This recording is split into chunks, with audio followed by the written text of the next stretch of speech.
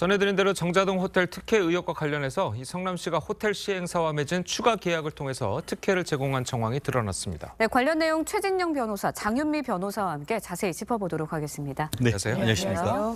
자, 성남시가 정자동 호텔 시행사와 어떤 계약을 추가로 맺었길래 이렇게 문제가 되는 겁니까? 그렇습니다. 기본적으로 3대 의혹이 있는 것입니다. 예. 3대 특혜 의혹. 첫 번째는 뭐냐면은 2015년에 이것에 대해서 소위 계약을 체결했다는 점이죠. 아시다시피 이제 그 공유재산 및 물품관리법에 따르면은 일반 재산은 일반 입찰을 통해서만 하도록 돼 있는데 네. 예외적으로 수의 계약을 하도록 돼 있습니다. 그런데 이번 같은 경우에는 수의 계약을 체결을 하고 대부분 이익도 굉장히 어떻게 보면 낮게 했다는 말이죠. 예. 나아가서 계약 체결한 다음에 이거를 이제 자연 녹지인데 이렇게 개발할 수 있도록 용도 변경을 했는 것에 대해서도 특혜 의혹. 나아가 오늘 이번에 단독으로 이제 조선일보에서 보도한 것 같은 경우에는 계약을 변경해가지고 이것을 담보로 제공하는. 사실상 이 개발업자가 이 호텔을 매각해서 가운데의 이익을 얻으러 갈 수 있는 그런 계약을 했는데 그 계약 자체가 말씀하신 것처럼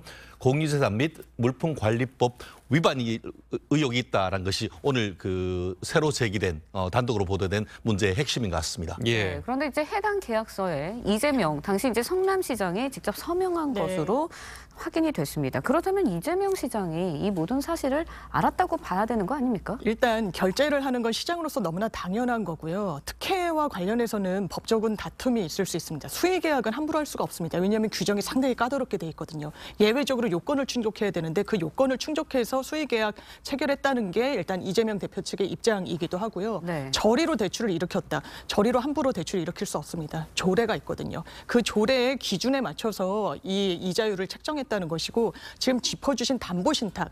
그러니까 이제 특혜 요지는 그런 것 같습니다. 새로 나온 보도에 따르면 이게 제3자한테 호텔 소유권이 넘어가도록 할 수 있는 조항이 추가적으로 들어갔기 때문에 뭔가 이득을 남기고 이걸 제3자한테 넘기려고 했던 거 아니냐라는 예. 취지인데 담보신탁은 그런 개념이 아닙니다. 담보신탁은 대출을 일으킬 때 채권자에게 먼저 일단 소유권을 넘기는 겁니다. 그리고 대출을 일으켜서 채무자가 사용하는 것인데 이게 왜 안 되느냐.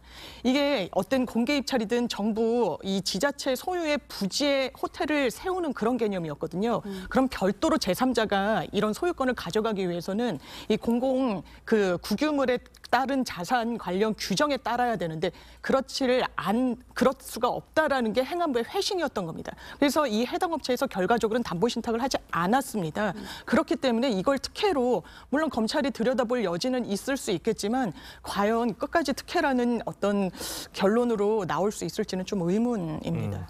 지금 방금 장 변호사께서는 이게 이제 특혜가 아닐 수 있다라고 이제 지적을 좀 해주셨는데 최 변호사께서 보시기에는 어떻습니까? 이게 특혜가 맞습니까? 아니면? 경우에 따라서 특혜일 수 있는지 여부에 대한 지금 의혹 단계인 것이고 예. 그 여부를 확인하기 위해서 수원지검 성남지청에서 이 사건을 지금 들여다보고 있다라는 지금 보도가 나온 것 아니겠습니까? 예. 말씀드린 것처럼 기본적으로 공유재산 특히 그중에 이제 일반 재산 같은 경우에는 이 공유재산 관리법에 의해서 엄격하게 관리가 됩니다. 만약에 말씀드린 것처럼 처음에 계약한 용도대로 사용하지 아니할 경우에는 아까 말씀드렸던 이 법 위반으로 해가지고 2년 이하의 징역 또는 2천만 원 이하의 벌금에도 처할 수 있는 그런 내용인 것이죠. 그만큼 행정재산을 엄격하게 관리를 해서 누군가에게 특혜를 주지 못하도록 하는 규정 자체가 있는 것 같은데요.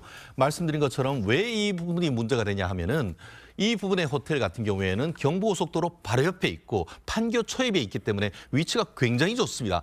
나아가 잡월드라고 하는 곳 옆에여서 원래는 그것이 이제 유휴지로 네. 자연 녹지로 있었는데 그것에 대해서 용도 변경을 하면서 호텔 허가했는 것 자체가 상당 부분 특혜란 것이죠. 나아가서 투자했는 돈을 회수해서 나갈 수 있는 그런 어떤 계약을 변경을 통해서 그 내용이 바로 제3자에 대한 특혜성 혜택이 아닌가 하는 의혹이기 때문에 과연 이 부분이 이제 계약이 체결된지 여부 이런 부분을 봐야 되겠습니다만 지금 내용으로 봤을 때 이렇게 큰 부동산 개발과 관련해서 과연 이것이 정당한 절차를 거쳐서 했는지에 대해서는 어떤 현미경적 관찰이 분명히 필요한 부분이 있는 것 같습니다. 그러니까 용도 변경을 녹지에서 상업 용도로 이제 옮기는 게 뭐 한 5단계인가 6단계인가 올린다고 그래요.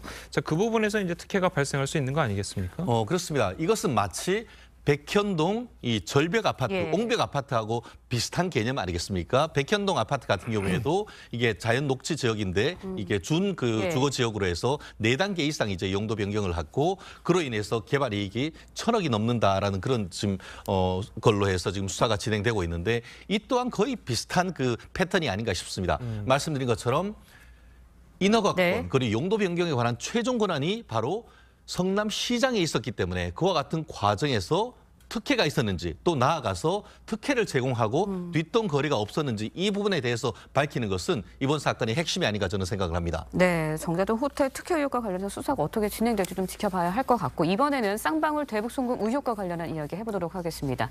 김성태 전 쌍방울그룹 회장에 대한 첫 재판 어제 열렸습니다. 검찰이 이제 쌍방울그룹 관련자들의 수사 기록만 모두 100건. 총 5만 쪽에 달한다고 밝혔거든요. 그렇습니다. 굉장히 방대한 양인 것 같은데 어느 정도입니까? 상당히 많은 양이죠. 왜냐하면 이 사건의 피고인은 이 김성태 전 회장과 양성길 현 회장 2명입니다. 네. 그런데 받고 있는 혐의가 상당히 많습니다. 정치자금법 위반, 뇌물 횡령, 그리고 뭐 자금 은닉 등등이기 때문에 이 부분과 관련해서 혐의 자체가 많아서 기록도 많다. 이게 한 건이 꼭 500쪽은 아니지만 대략 500쪽이거든요. 그렇다면 다 합치면 5만 쪽인데 어제 공판 준비 기일이 첫 회 열렸습니다. 사실상 진행되질 못했는데 검찰이 기록 열람을 변호인 측에 허락해주지 않았다라고 합니다. 왜냐하면 아직 그 금고지기, 이 재경 업무를 총괄했던 사람의 관련 수사가 진행 중이기 때문에 기록이 먼저 피고인 측에 넘어가면 이게 또 수사 기밀이 누출될 수 있다라는 혐의라서 이런 부분과 관련해서 공판 준비 기일이 다음 한 차례 더 열리기로 결정됐습니다. 알겠습니다. 네. 자, 그리고 이제 또 드러난 이야기 중 하나가 이화영 전 부지사가 전직 통일부 관료를 이 쌍방울 계열사 사회이사직에 추천했다는 이야기가 나오는데 당초 이 부지사는 이제 대북 송금 관련해서 이제 본인이 관여한 게 아예 없다 이렇게 이야기하지 않았습니까? 그렇습니다. 실질적으로 지금 서로 그 쌍방울 측 그 진술과 예. 이화영 전 부지사의 진술이 다르지 않습니까? 그러다 보니까 대질도 두 차례를 했습니다. 결국 이화영 부지사 같은 경우에는 경기도가 진행했던 사업과 쌍방울 진행 사업은 전혀 관계가 없다 이렇게 얘기를 하고 있습니다만 지금 새로 나온 얘기 자체가 말씀하신 것처럼 쌍방울 계열사에서 사회이사를 고용을 했는데 그 분이 그 지난 정권의 이제 통일부 전직 차관이었고 그 분의 얘기에 따르면은 바로 이 분을 추천하는 사람이 이화영 지사였다라는 그런 얘기가 나오기 때문에 말씀드린 것처럼 진실 공방은 아마 이미 그 검찰에서 대질하는 과정에서 얘기가 나왔고 그 양자의 평행선을 얻었지만 그 서로 진술이 다를 때는 다른 객관적 증거에 의해서 누구 말이 맞는지를 지금 가리는 것 아니겠습니까? 네. 오늘 새로 나왔던 지금 얘기하신 것처럼 그 사회이사를 누가 추천했는가와 관련해서도 만약 이 사실이 그 의혹이 사실이라고 한다고 하면은 결국 지금까지 그 견제해오던 이화영 전 지사의 진술의 신빙성이 무너지는 부분이기 때문에 결국 누구 말이 맞는지에 관한 그 진실 공방의 안개가 서서히 거치고 있다 이렇게 평가할 수 있을 것 같습니다. 네, 예. 그런가 하면 또 김성태 전 회장은 자신이 이재명 대표와 수차례 전화통화를 하면서 한 건설업자를 통해서도 연결이 됐다라는 진술을 검찰에 한 것으로 알려졌습니다. 사실 이 전화통화 관련해서 진실 공방 여부가 계속해서 나오고 있지 않습니까? 그러니까요. 이 건설업자를 통해서 좀 사실 확인이 가능할까요? 저는 김성태 씨가 좀 진실을 이야기하고 있는지 좀 의문입니다. 왜냐하면 진술이 굉장히 전화통화 관련해서 바뀌고 있기 때문인데요. 단 한 번도 이재명이라는 정치인과 통화한 적 없다라고 했다가 한 번 이화영 전 부지사를 통해서 했다라고 날짜까지 특정해서 이야기를 합니다. 그런데 그날은 이재명 대표가 선거법 재판으로 저녁 8시까지 재판을 받은 날입니다. 전화를 할 계제가 아니었다라고 하니까 이제는 모 건설업자를 통해서 한 3차례 정도 추가로 전화를 했다라는 건데 뭐 모르겠습니다. 전화 통화를 한다고 하더라도 이렇게 누군가를 경유해서 뭔가 이렇게 전화 통화가 이루어졌다면 검찰의 시선대로 유착 관계가 김성태와 이 대표 사이에 있었다고 보기엔 좀 어려워 보이는 정황으로 보이기도 하고요. 유착과 공모가 있었다면 이런 식으로 연결을 하겠습니까? 3-4차례 정도의 불과한 전화를 할 거야? 아니면 직접 전화 통화한 내역이 있으면 그걸 제시하던가 하면 좀 더 본인이 정말 대납을 했다거나 이런 사실관계에 부합할 텐데 최소한 그렇지는 못한 것 같습니다. 그러니까 일단 네. 뭐 통신기록 조회는 뭐 몇 개월 안 되니까 그거를 제출할 수 없을 것 같긴 하고 그리고 처음에 이제 이재명 대표 역시 본인이 네. 술자리에서 네. 뭐 바꿔줘서 통화한 기억은 뭐 있는 것 같다. 처음에 이렇게 이재명 대표도 이야기하지 않았습니까? 근데 저도 이제 정치부 취재를 했던 경험이 있는데 그때 박근혜 전 대통령 그때 당대표였습니다. 통화를 한 적이 있습니다. 아마 박 전 대통령 저를 기억하지 못할 겁니다. 왜냐하면 한 중진 정치인이 내가 지금 기자들과 뭐 식사 자리를 하고 있으니 한번 전화 통화 좀 해보시죠. 이런 맥락이었는데 정치인들에겐 사실 비일비재한 일이기도 합니다. 기억이 혼미하다고 해서 이걸 거짓으로 단정하기 좀 어려워 보입니다. 알겠습니다. 알겠습니다. 자, 그래도 이제 김성태 전 회장의 주장이 이제 사실로 드러난다면 그래도 이제 대북송금 의혹의 수사는 결국은 이재명 대표를 향하게 될 것이다. 이렇게 봐도 되겠습니까? 그렇습니다. 왜 그 사업을 했죠?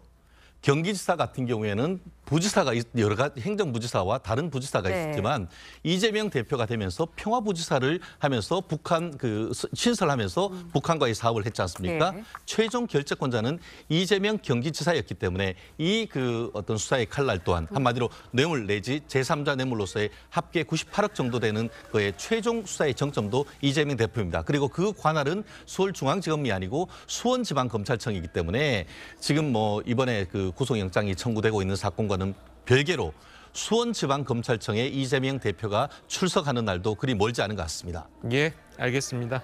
자, 오늘 두 분 변호사님 말씀은 여기까지 듣겠습니다. 잘 들었습니다. 고맙습니다. 고맙습니다.